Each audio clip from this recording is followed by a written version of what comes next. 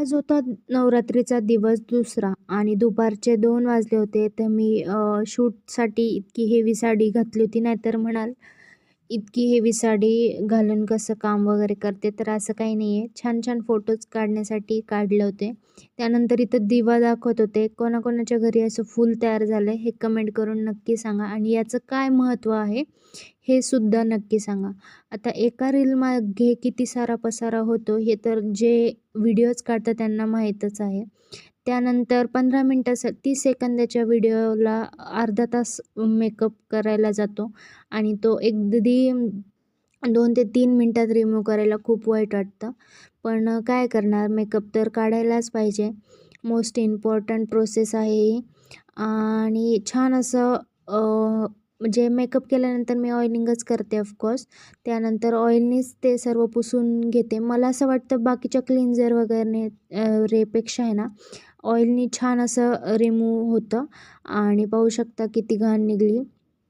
तर मी चेहरा धुवून आले आणि स्वच्छ छान पुसून घेतला. आता पाहू शकता किती फ्रेश वाटतं आणि मेकअप केल्यानंतर थोडंसं मला तर असं जड-जडच वाटतं. त्यामुळे ना असं एक मोठा श्वास घेतल्यासारखं झालं तोंड वगैरे धुतल्यावर. त्यानंतर आहे ना मॉइश्चरायझर लावलं, कारण मेकअप केला ना थोडंसं ड्राय स्किन पडते.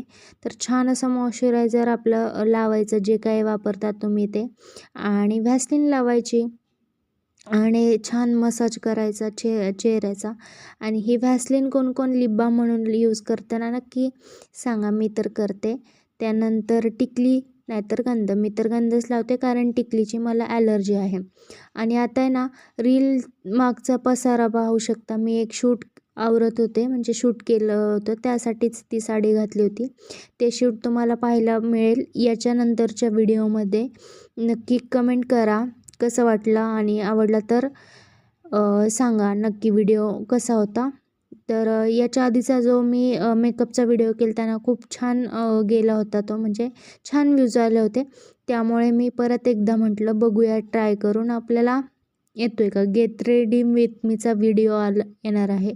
त्यानंतर मी घरातलं सर्व असा पटपट पसारा आवरून घेतला, कारण की 5 वाजले होते आणि ऑलमोस्ट रात्रीची तयारी झालीच होती. तर घडी वगैरे मारून घेतल्याने पाहू शकता कपाटात पण भरपूर पसारा झालेला आहे, तो पण आवरायचा. त्यानंतर रात्रीचा स्वयंपाक केला, जे की डोसे.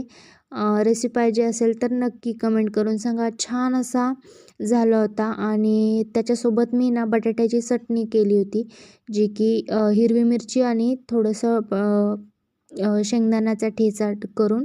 तर असं होता.